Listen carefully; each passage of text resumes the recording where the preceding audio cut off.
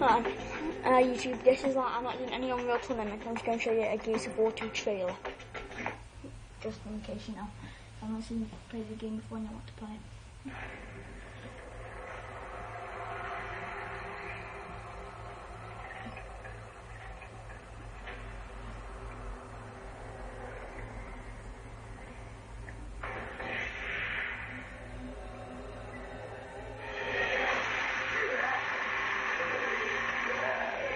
Hey, what's up guys? I'm Cliff Bleszinski and I'm design director here at Epic Games, and you're about to see exclusive and never before seen footage of Gears of War 2's multiplayer. Now the first Gears was a success online, everybody plays it, they're still playing it, but we wanted to really take the game to the next level, and we have many more new multiplayer modes, we have new characters, we have new arenas, new execution moves. It's really a whole new game, and I think you're really going to like it, so let's check it out.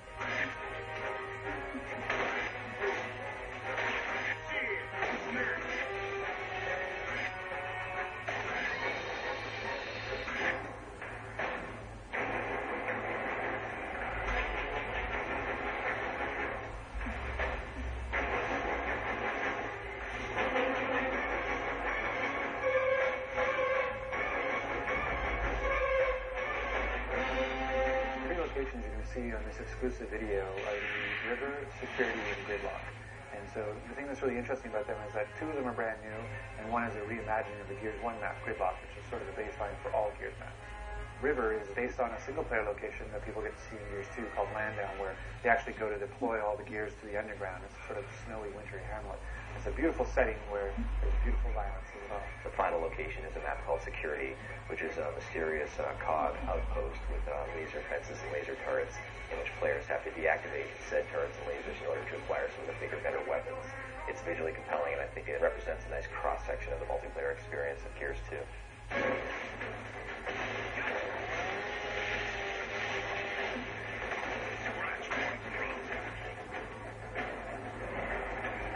So Gears of War 2 multiplayer, there's a bunch of new things, and one of the biggest ones actually is that we've increased the player count. So we wanted to make Gears 2 multiplayer bigger, better, and more badass. One of the easiest primary ways we could do that, bang for buck, is to go to 5-on-5. Right now it really feels like a really good number of 10 players in the battlefield taking one another out, and it really kind of rounds things out nicely. We really want to make sure that whatever multiplayer mode we do is true to sort of the Gears vibe, that Gears universe version. So capture the flag. Imagine you had a flag, but the flag is a living person and armed with a shotgun and defending itself. So you're actually playing capture the flag with a flag that could kill you. And so you have to go and you have to basically capture the flag by downing him and picking him up as a meat shield, and then you have to drag him back to this location to score a point. So it's capture the flag but done Gear style. So another mode that we're showing is again sort of a reimagining of a known style, which is the Wingman, where it's you and a partner playing against everybody else. We used to call it 2v2, v2, v2, v2. The fact that Gears is really all about co-op is that it didn't feel right to have this sort of this last man standing kind of gameplay. It didn't resonate in our world. So when we looked at how we'd want to have that kind of gameplay, it really felt more like it had to be sort of a co-op experience. The third mode that you'll get to see in this exclusive video is something we call Guardian. And really what it is it's Assassination 2.0, where Assassination was a mode we had in Gears 1, and then we actually fixed it or tweaked it a little bit in a title update to try to make it more fun. And we added the restriction that you had to execute the leader to kind of add to the assassination feel. But even then we felt like we could do more and said, what if the leader was the reason you're able to respawn? So as long as the leader is alive, your teammates can respawn, but as soon as the leader dies, then it's basically like Warzone. As soon as you die, you're out. By just making that simple little change, we were able to kind of create this whole new sort of feel to Guardian.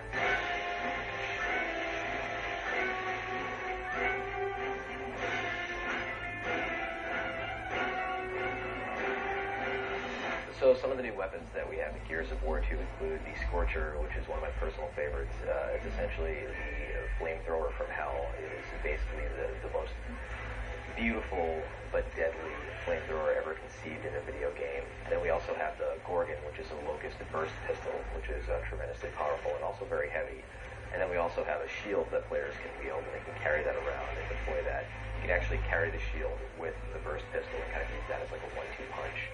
And then we have a poison grenade that players can use for area of denial in order to kind of throw this nasty, noxious cloud out. So in Gears of War 1, we had the ability of using a grenade for grenade tagging. So we found that it would be more interesting to actually take that idea of grenade tagging an opponent and actually apply it to the environment. So now you can actually take any of our 3 grenades, a poison grenade, a smoke grenade, or a frag grenade, and you can actually attach it to a wall.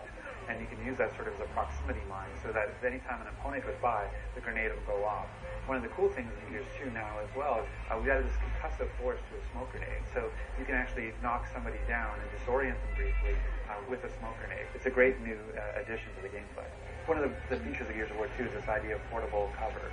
We have it both in the shield that you get to carry, the idea of the meat shield, a feature that sort of led to meat slice, the idea of being able to hold somebody as a captive and defend yourself while they block the shots for you. One of the big things about Gears 2 is just not just relying on the static cover that's already placed in the world, but being able to carry cover with you and move with cover as it moves through the level. So in the first Gears, the chainsaw, the Lancer, was a wonderful weapon, and players would cut each other up, and they had a great time doing it. But we never really got into the whole idea of if 2 players came at each other with a chainsaw, what would happen? It was essentially random who won. And now we're answering that question in the sequel, whereas players will lock onto each other and engage in this life or death struggle with sparks flying, the light flickering, and they're grunting and they're pushing, and players are mashing the button, and within 3 seconds, one player will wind up winning and cutting the other guy in half. And it's this tremendously memorable moment to see these 2 soldiers, these 2 huge warriors dueling on the battlefield with these weapons.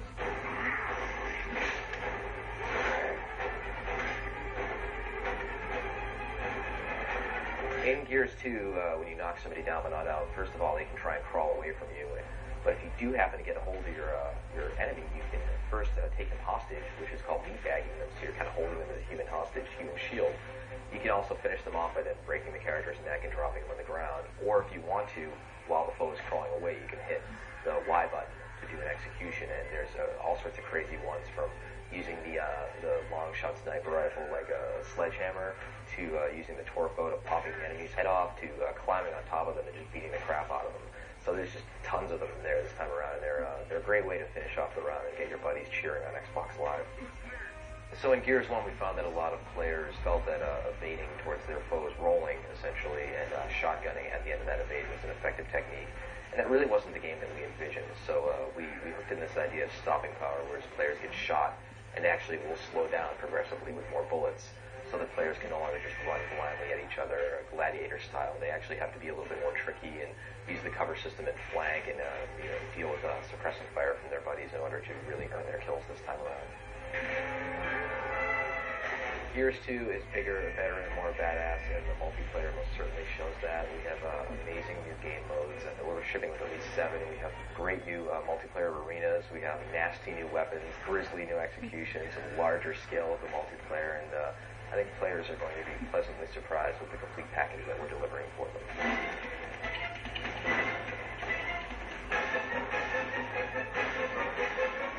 Thanks for checking out this exclusive look at Gears of War 2's new multiplayer features. Looking forward to seeing you guys this winter on Xbox Live.